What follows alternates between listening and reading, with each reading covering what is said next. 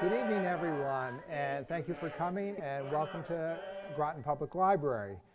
As you can see, I'm here to talk about our latest trip to Southern Africa, Botswana, Zimbabwe, and South Africa, where we went last February. In the few moments before the program started, I hope you've had a chance to look at the quote that's on the top of this slide, and in particular, the third sentence. How do you begin to describe Africa's magic to someone who has never felt it? And that's my aim tonight, to try to convey to you a little bit of that magic and what it's like to travel in Africa. The bird you hear calling is a Cape turtle dove, and that is a ubiquitous sound in South Africa. When you get out of the plane and away from the noise of the aircraft, you'll hear Cape turtle doves, and everywhere you go in South Africa, Southern Africa, you will hear the Cape turtle dove, so you know you've arrived. First, just a little introduction as to what we're talking about. Africa is a huge continent, which you don't really get from looking at regular maps because it's on the equator, so its size compared to many of the northern or very southern continents is very distorted. But the Southern Africa that we're talking about are the countries down here at the very base of the continent. So you have Namibia, Botswana, South Africa, Zimbabwe, Zambia. Mozambique would be considered part of the same ecosystem, but Mozambique has no tourist infrastructure. So you won't see any people, or at least many Westerners, going to Mozambique. At least looking at a map, you can see Angola also could be considered that. They also have no infrastructure, but the eastern part of the country does look like it has very similar geography. So in principle, it could be a place to go on safari. And most of the time when you hear about safari, you hear people going to the eastern Africa, to Kenya, Tanzania, Uganda, Rwanda. It's a long way away. It's a 15-hour direct flight from the New York City area. And if you go via Europe, we've been to Southern Africa twice via London. So you have a 6-hour flight to London and then a 12-hour overnight flight down to Johannesburg. And Johannesburg is the entry point for pretty much all travel to Southern Africa. On our last trip, this particular trip, we flew direct from Newark Airport on United, and that flight leaves in the evening, and so you actually have some prospects of getting some sleep on the plane. And so after they stopped feeding us and messing around, we actually did go to sleep, and when we woke up, we only had 5 hours left to go, and we rejoiced. We're almost there. Normally, if you're thinking 5 hours, you're thinking, oh my God, 5 hours on the plane? This is an interesting quote. Everything in Africa bites, but the safari bug is the worst of all. And I can tell you that the safari bug has affected us. And so we have actually been to Southern Africa 5 times now. We first went in 2011, and we explained, well, Betty Ann explained to her then boss that it was a once-in-a-lifetime trip, and that she had to do it in May, and it was just a once-in-a-lifetime opportunity. Well, that's actually not quite the case, since this was our 5th trip. And you can see the different places that we've been. So we've been to Namibia over here on the western part of the continent. We've been to Botswana now twice, and these are markers of all the different camps that we've been to. We've been to Zimbabwe once, only to Zimbabwe, and then this last trip we did go to one camp in Zimbabwe as well as Victoria Falls. And then on a previous trip we were in Southern Africa, where the camps we went to were right up here on the Zimbabwean border, Crook's Corner, that's known as. Down here, a coastal reserve down north of Durban. And then right up here on the Botswanan border, there's another camp. We also did some birding in the Johannesburg area, and we've been to Cape Town, I think 5 times as well, and experienced the ecosystems down there. So in all of those travels, you can see we've experienced a lot of the different ecosystems that are in Southern Africa. Number one, you have the fynbos, which is unique to southern Africa. It exists nowhere else. The plants that are there are unique. The endemic plants exist nowhere else in the world, and it's a very fascinating part of the world. Obviously, in Namibia, we were all along the Namib Desert. In Botswana, we've been in the Kalahari Savannah. This time we were over here in the Makgadagati, next to the Makgadagati salt pans. And we were also in the Okavango Delta and up along the Linyante River up here. So that's the dry woodland. In the previous trip in South Africa, we were in this mixed woodland in one of the camps here. And then when we were down on the coast at Pinda, we were in this coastal forest, which is again different. And we've been birding in the high veld grassland as well. So we've experienced a lot of the different ecosystems available in southern Africa. For this particular trip, we were in Botswana and just extreme western Zimbabwe. And so you probably can't read this, but that says Hwange here. So we are in Hwange National Park. And so you can see all of Botswana, save perhaps this eastern border with South Africa, is extremely flat. So while you're there, between camps, you travel by light aircraft. And traveling by light aircraft is very safe. It's very interesting. The biggest danger really is not even in the landing on the dirt strips, but what might be on the dirt airstrips when you're landing or taking off. And so here we are chasing a bunch of zebra and a bunch of impala off of the runway so that the plane that's going to take us to our next camp can land without danger of running into animals. When you're at the camps and you're traveling around, you're always with your guide. You're never on your own, so you would never be driving anywhere on your own. But if you were, it would be very difficult because the roads aren't paved, they're very sandy, it's hard to maneuver, and you might encounter things that you might not know how to deal with. For example, this family of lions that just were happy as could be to lay in the middle of the road while we watched them. And finally, we had to drive around them through the grass in order to continue on our trip. Some things you might experience in the road might not be quite so dangerous, such as these yellow mongooses. And in general, the animals ignore the cars. To them, it's just a big moving rock. It's not a threat to them. So you can see the lions at the top are just lying there. We'll come back to them in a few slides. But they're very unconcerned. And this cheetah in the bottom left is just walking by the front of the car. Again, very unconcerned about our presence. Elephants, though, they know the car is there. They're not really threatened by it, but they are very wary of our presence.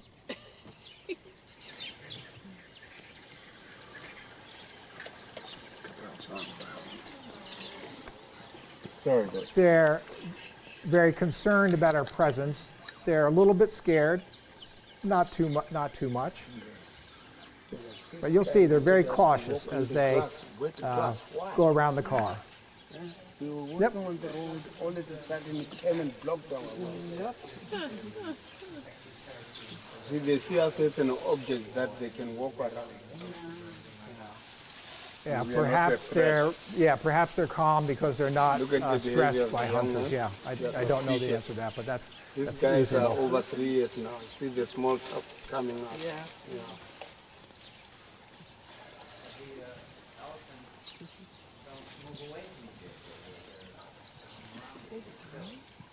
Yeah. Yeah, they know you're there. They see you, but you can see how close you get to the animals, and this is part of the magic of being there. Other animals are more curious. So here you have some spotted hyenas. They're greeting each other by the way animals greet each other.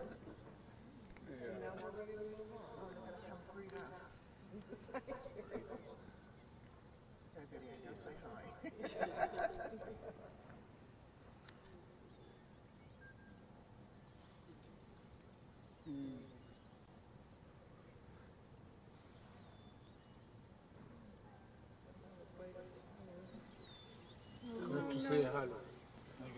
Hello. We've got nothing to do with what you're doing. Just tell us, what did you hear when you came in here? Why are you here?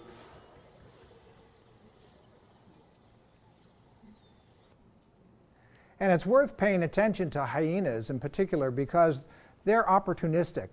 And so they would very much like to get a free meal if they could. So you want to pay attention to them if they're nosing around somewhere because they may smell that somebody's hidden a carcass somewhere and they want to chase away the leopard or the cheetah or the lion and get a free meal. So one morning we came across a couple hyenas very close to the camp. You can see that's our aircraft right there. And just as an aside, you see how there's a bunch of sticks on the tires. That's because the hyenas love to chew on rubber. And so it doesn't take much to deter them, but a few sticks will do so. So we saw these guys, and they were particularly interested in this tree. And so we sat there and watched to see what was up. And after a while, they lost interest and walked away. And we were able to get a little closer. And sure enough, there was a leopard up in that tree. There was no kill. And so that's why the hyenas lost interest. There's no meat here for us. We're off. We'll go do something else. But we sat and watched that leopard for a little while. And eventually, it decided to come down out of the tree. So just, again, you can see how close we are to this animal. It's really very magical to be there and witness this so close. He doesn't care about us. No. Hey, kitty, kitty, kitty, kitty. Hey, kitty, kitty. Can you dangle Come on, don't go that way. You have the Cape turtle dove. butt shots? Yeah, it's all on good. Oh, look at that. I just want to pat him.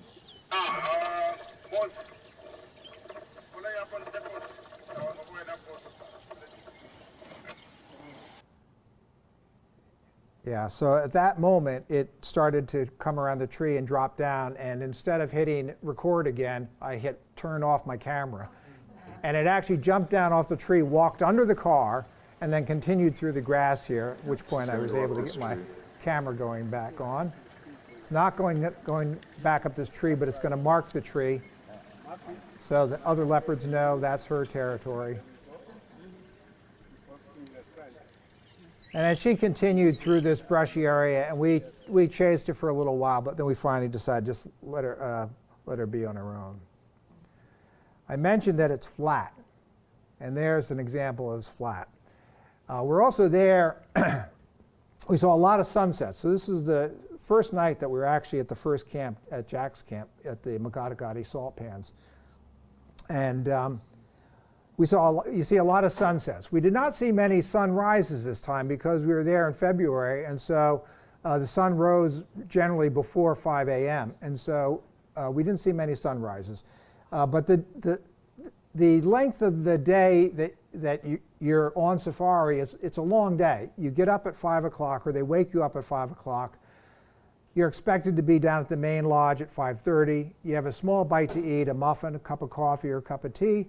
And then you get in the car by 6, and you're off driving through the bush looking for animals. It's very intense because you're on high alert. You're looking constantly. Everybody in the car is looking around. But in another way, it's very relaxing because you have no responsibilities. There's no decisions to be made. You either get up at 5 o'clock or you don't. That's about the only decision to be made. And so it's an interesting combination of intensity while you're out in the bush, and yet relaxing because there's no decisions to be made. You continue to spend the morning looking for animals, and then you come back at 11 o'clock, 11:30, have some lunch, a short break, have another snack at 3:30, 4 o'clock you're back out in the car, and you drive around until the sun sets again. And they make it worth your while by opening up the bar so you can have whatever you want to drink, alcoholic or not, and a few snacks. You then return to camp, 7:30, 8 o'clock is dinner. You have dinner that's over at maybe 9:30. You're going to bed. 9:30. You're getting up again at 5 o'clock the next morning. I'm going to be quiet now. We're going to just have some music play in the background. This is music I recorded, traditional music in 2011. And just going to go through some slides of some of the birds and other animals that we've seen.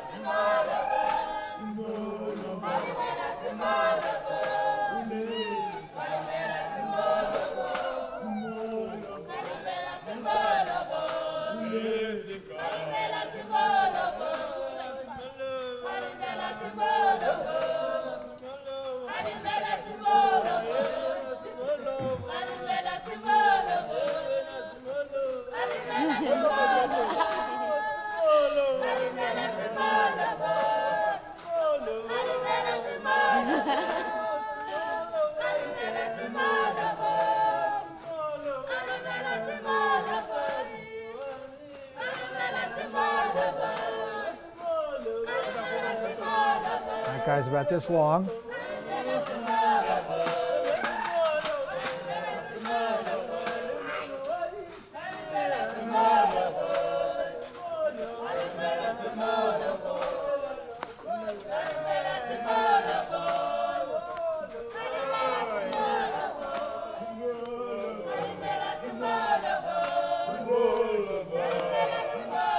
Nile monitor.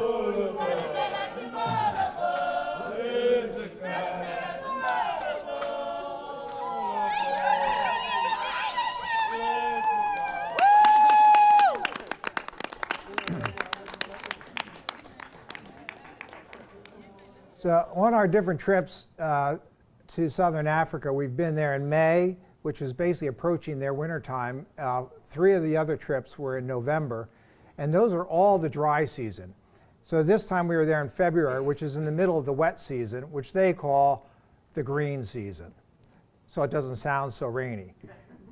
But in fact, the rain really didn't impact us at all, other than perhaps in one instance. But it certainly did give us the opportunity to see some lovely rainbows during some passing showers.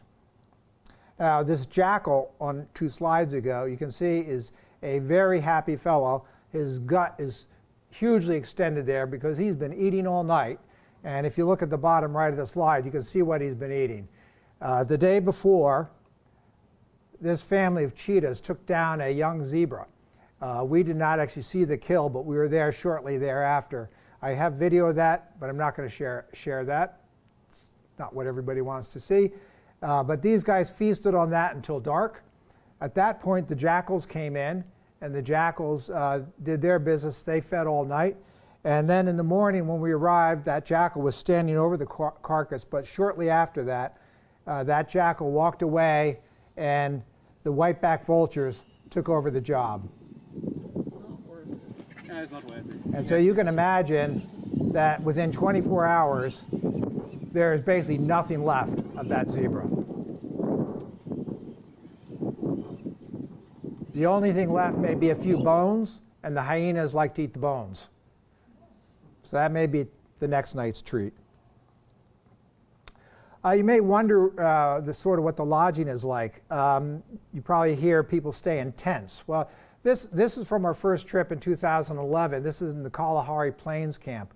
And this is the tent we stayed in. And we were actually supposed to stay here on this trip too. But what happened was, because so few people were traveling on safari, that they did not have enough people to fill the camps. And so even though we had booked and this is the lowest level camp that is run by a big company called Wilderness Safaris, they just moved everybody up to the premier camps so the premier camps could stay open. And then they did renovations or rebuilt the camps or whatever, all the lower level camps. So we are very fortunate that we were upgraded in virtually all of the camps that we went to without paying for premium camps.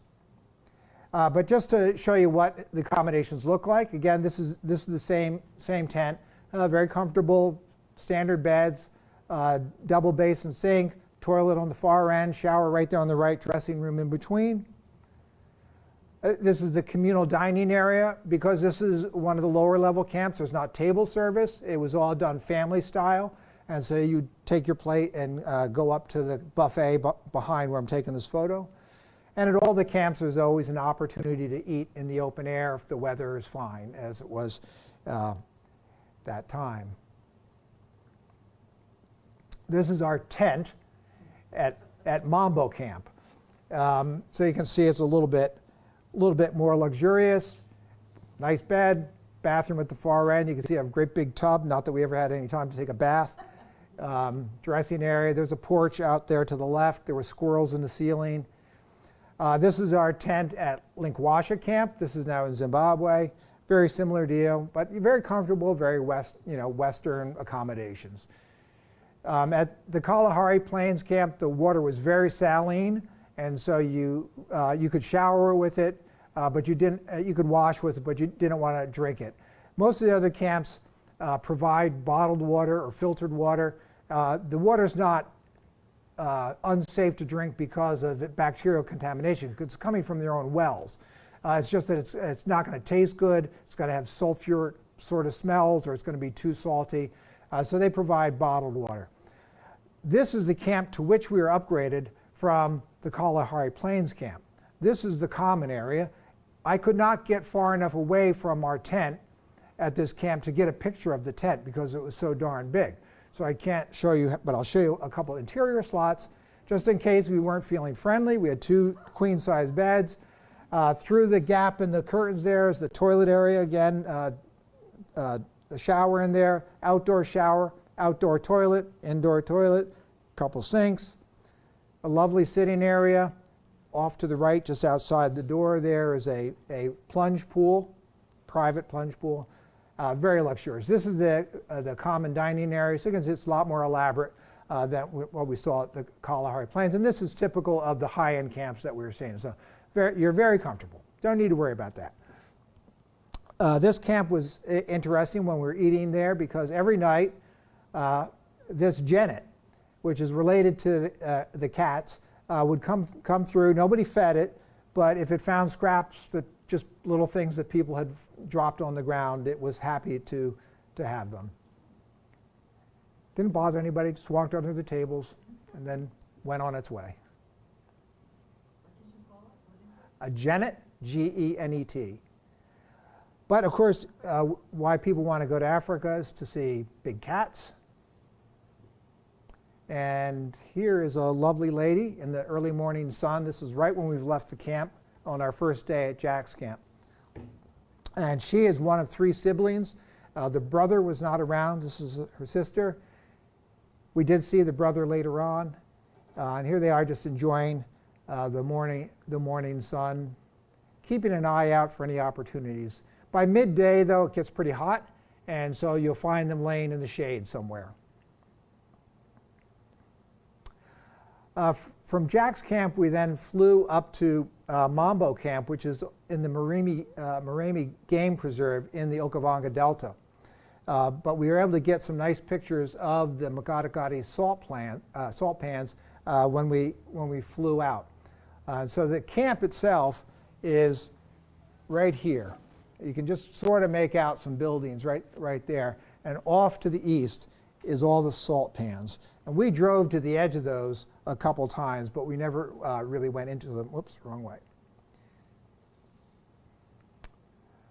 And just again, a view as we circled around to get going the right direction. There's the salt pans. When you're really there in the dry season, one of the activities is to take quad bikes out onto the salt pans. And the fun thing when you're flying, of course you're flying pretty low to start with, but when you're especially coming in for a landing or taking off, it's great fun to look for animals. And here's a herd of zebra as we're about ready to land at Mambo Camp. Here's another lion lying in the shade, doing what they do. Was able to barely open an eye to see who was there. This is another lioness, and she is in contact with her sister. And they have cubs in the area, and they're worried about males that might be in the area. So she's keeping in contact by calling.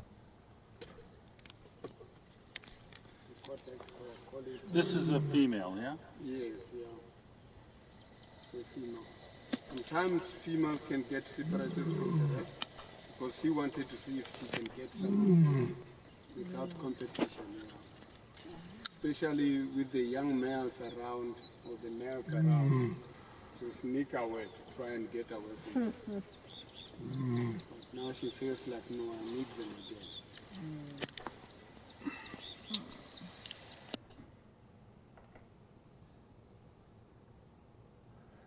And here's a couple of the young males that he's talking about, but they didn't really pay us much attention. The one raised his head, but he was kind of tired, closed his eyes, clonk, he was gone. But so the young males, when they've reached about 4 or 5 years of age, they're kicked out of the pride because they're competition with the dominant male of the pride.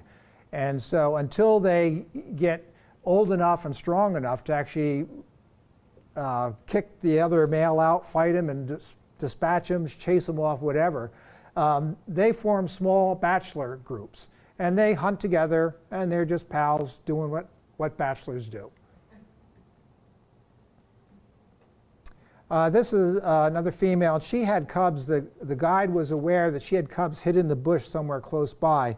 And we had just passed a herd of impala. And shortly after we came across her, she got up and decided she was going to go have a look too. They were just down around the corner there, but we decided not to follow her and disturb what could be a meal for her 2 cubs. You saw these guys before, and so far what you've seen is lions not doing a whole lot. What they do is what cats do. They sleep like 90% of the time. So if you see lions do anything, you feel a little bit more magic. It's great to just see them, but it's a little bit more magical to see them do anything, all right?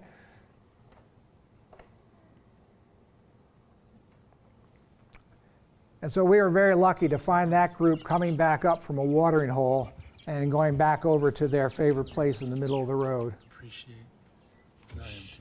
Stop it. Okay.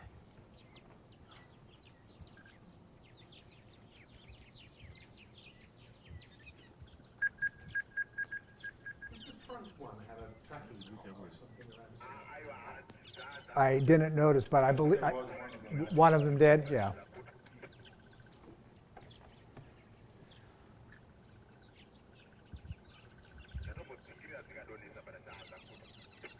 They're lions. These are wild lions, and they're just walking right by us. So that's part of the magic of being there. It's not a zoo. It's pretty incredible.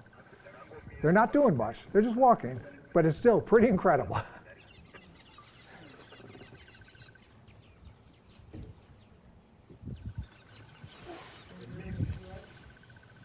Any what?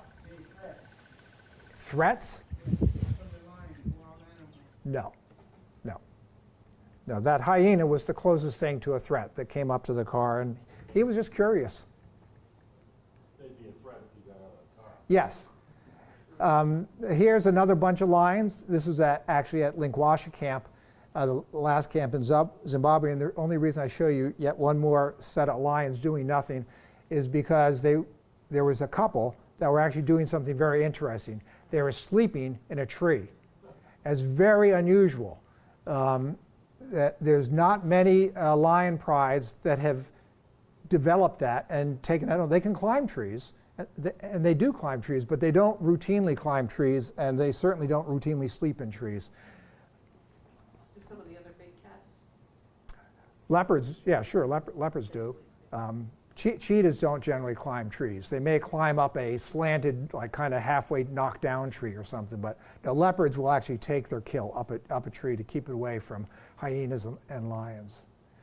The third camp we went to was in the Linyanti River, and this is a shot of the Linyanti River along where the camp is.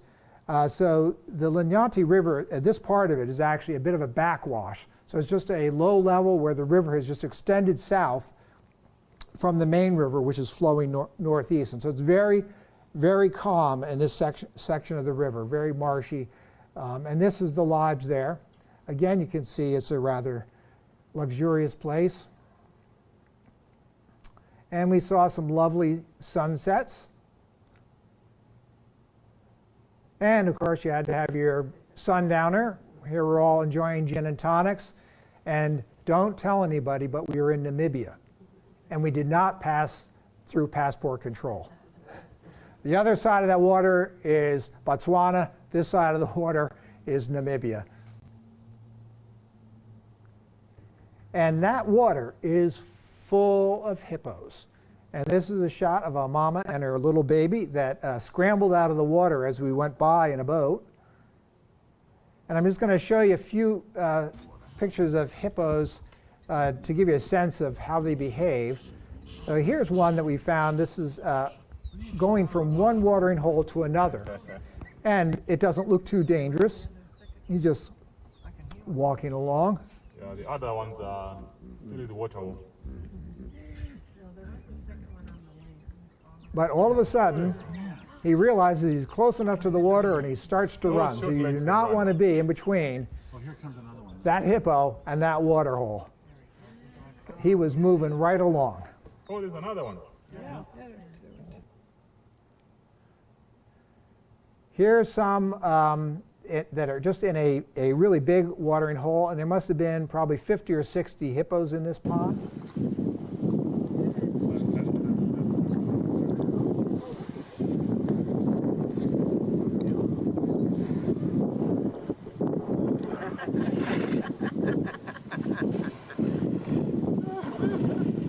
Yeah.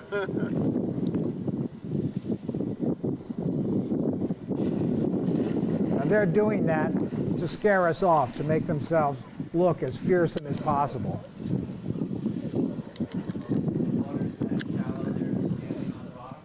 Yeah, in that particular place, yeah.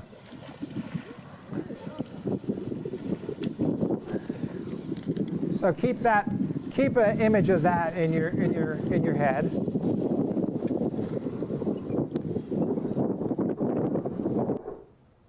And then when we finally decided to drive off, that big hippo, who was the big daddy, decided to show everybody what a strong fellow he was, and he came out of the water and did that just to show the rest of the hippos that he's in charge and he scared us away.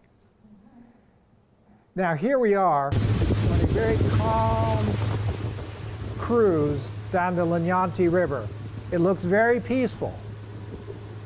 But I can tell you that when we go around the next corner, the hippos start coming up out of the water with their mouths open and making terrible noises and so on and so forth. And we were a little scared, and no one had the nerve to have a video on their camera or even take a picture. So that's why I told you to keeping that mind's image of that hippo raising his head and gaping at us. The camps were not fully occupied, as I already mentioned, and that was because COVID was still a big problem. Maybe it still is a big problem. And we had to get tested a lot. We had to get tested in the US before we went to South Africa. We had to get tested in South Africa before we went to Botswana. In Botswana before we went to Zimbabwe. In Zimbabwe to go back to South Africa. South Africa to go back to the USA. We were tested 6 times in the space of about 3 weeks. And here the testing in Botswana was, because you're out in the middle of nowhere, was arranged to have a nurse fly in on a helicopter, which was pretty astounding. The nurse got out, put on a protective gear, swabbed our noses, packed them away, and the helicopter flew away with them and reported back to camp management that we were all negative. I mean, at that point, we've been in Southern Africa for over a week, and we've seen no one other than people at camps. So you could not possibly have caught COVID while you're there. And so it's sort of ridiculous to have to be tested all these times, but nevertheless, we were tested lots of times. Thank you for acknowledging that. I was going to say you're so isolated. Yeah, right. Yeah. Well, and in a similar manner, we took malaria drugs the whole time as preventative, but there's no people, and people are a key element of the transmission of malaria. So if there's no people, the malaria doesn't exist. So it's more a problem in the high population urban areas and the villages where there's poor sanitation or whatever. But we take malaria drugs because you don't want to get malaria. So our next stop was to go to Victoria Falls, and the pilot was kind enough to give us an opportunity to fly over the falls. So here we are approaching the falls. We're on the upriver side. You can see all the mist rising from the falls themselves. We're actually over Zambia here, and on the north, the top left corner is Zimbabwe. And flying around, Zimbabwe is on the left, Zambia is on the right, and there you can see the whole extent of the falls in full flow. We're approaching the highest flow of the falls. The highest flow is actually about the first week of April, and that's because of all the rain that's fallen in the mountains of Angola that's come down the Zambezi River. When we were there in November, back at our trip to Zimbabwe, the only part that was flowing was this lowest part right there. That was all that was flowing.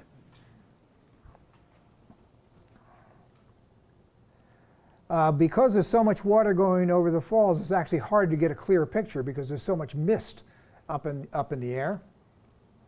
And you get a good sense of that.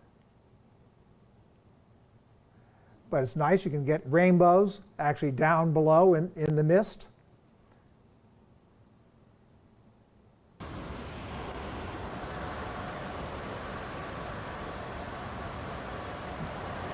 See all the water going by?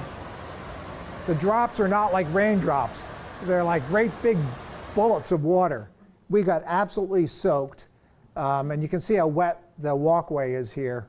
We had raincoats on, but we are drenched to the skin, absolutely drenched to the skin.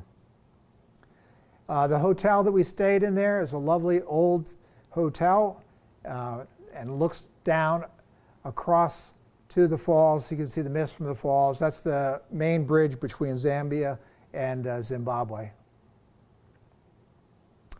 But while we've taken a break from safari, let's go to Cape Town, just for a couple slides. We spent about 5 days down in the Cape Town area, and Cape Town is famous for its mountain called Table Mountain. And you can see why it's called Table Mountain. So you can see the city down below. It's an absolutely gorgeous area. This time we were actually able to get up to the top of Table Mountain on the cable car. Our previous trips, it's been too windy, or the weather has just not been accommodating, and so we had been able to go up. And so this is a picture of the city, and you see the first mountain on the left there is called Lion's Head, and then you have Signal Mountain. Out in the water you'll see Robbins Island, which is where Nelson Mandela was incarcerated for so many years. We spent a day driving up along the west coast, and it's just one beautiful scene after another. It's just one random one. Whoops. And then we also spent a couple days inland in wine country. This is one of the wineries that we visited. The trees lining the entry road there are actually olive trees, but there's lots of vineyards just to the left and the right of those. This is a different winery, but in any case, you can see the vines and just this fantastic backdrop of mountains is just visible everywhere in the wine country. It's just absolutely magnificent scenery. And there's lots of wine. This is one of the cask rooms. And the 6 of us tried to help out to get rid of some of the wine. We didn't make much of a dent, though. And now we're back on safari. This is that group of cheetahs. We saw a cheetah walking right in front of the car very early on. This is that same group, and there's 4 cheetahs here. And they are doing what cats do. They're sleeping. They're getting up once in a while, have a little bit of a look around.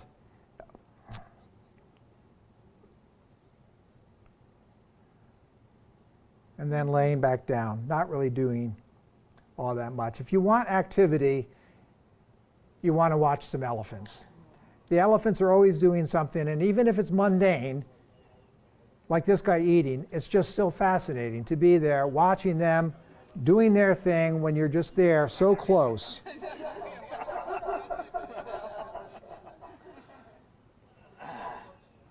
Now you'll notice at one point he starts to bang the vegetation against his trunk and his legs, and that's because elephants have 7 sets of teeth, and as they wear out they get pushed forward, and when the 7th ones are worn out, that's it. They can't eat anymore. So elephants really don't die so much of old age as starvation, because they just can't eat anymore. So watch him, and you'll see he's knocking the dirt. He's knocking the dirt off of the roost before he eats it. It's just sort of an inherent thing that they either learn from each other or somehow inherently know. Here they are just having fun, throwing mud on each other. Keeps them cool, keeps the bugs off, keeps the sun from burning them.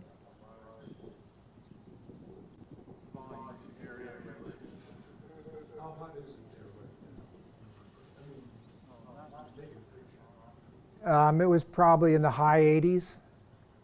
Very hot in the sun. I mean, the sun is very intense. You did not want to be on the side of the car at the afternoon drive where the sun was shining in. These guys are just drinking, but it's just fascinating to watch them. Uh-oh. Your cameraman is interested in birds. Those are a bunch of wattled cranes that flew in.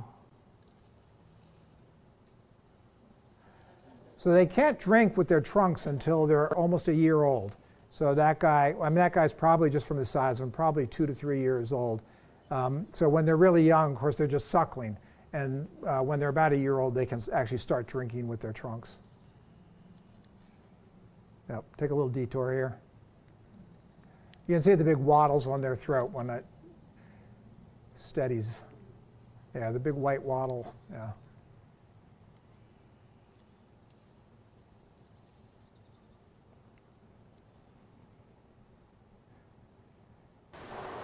Now this is the one, that's rain that you hear. This is the one time when rain interfered with our plans. You can see that herd of elephants is walking along there, and that they're going to do is at the end of that little meadow or marsh, they're going to swim across the channel. And our aim was to get there to watch them do that in the boat. But it was raining so hard, we just couldn't get in the boat and get there in time. These elephants are right outside of our tent. You'll see at the end of the video that you'll see the edge of the tent porch.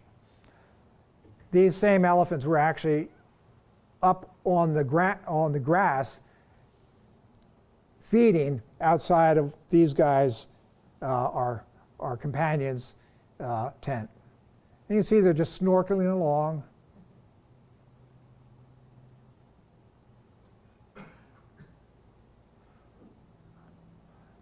Once again, it's not the most amazing thing to what they're doing, but to see them so close doing it it's just magical. It's just mesmerizing.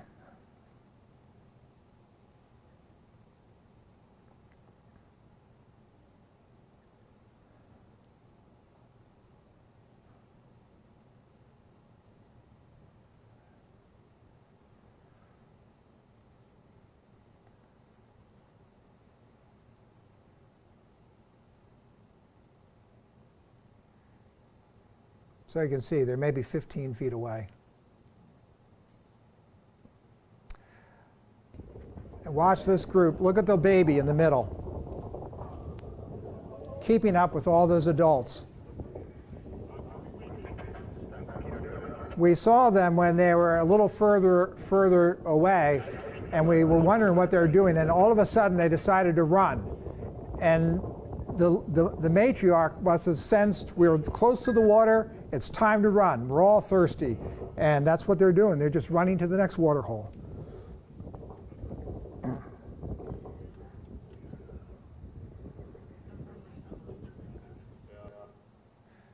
And here they all are, having a well-deserved drink after the marathon.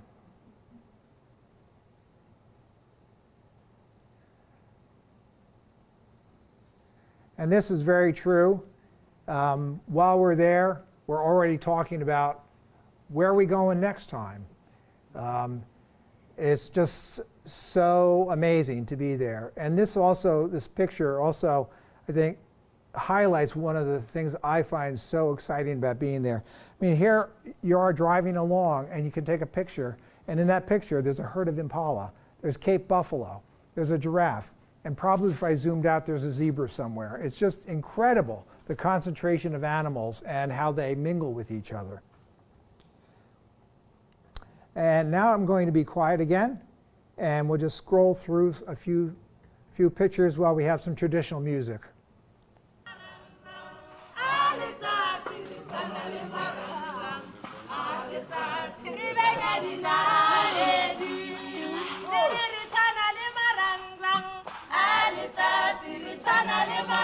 It's turtles.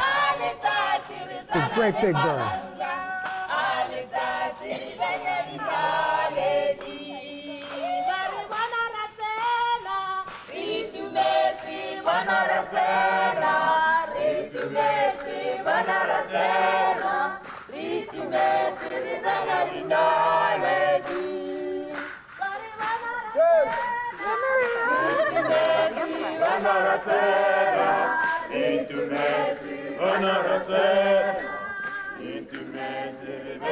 Voices are so deep.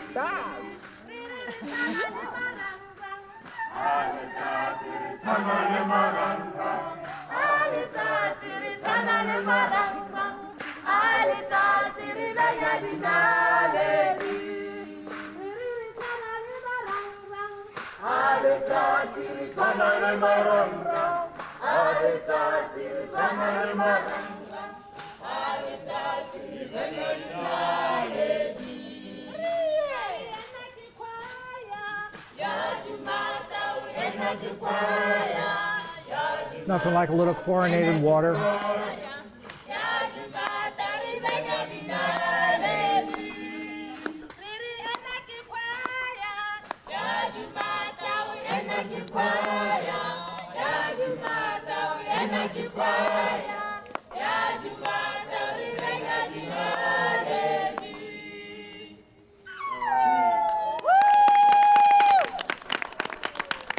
And that, my friends, is the end.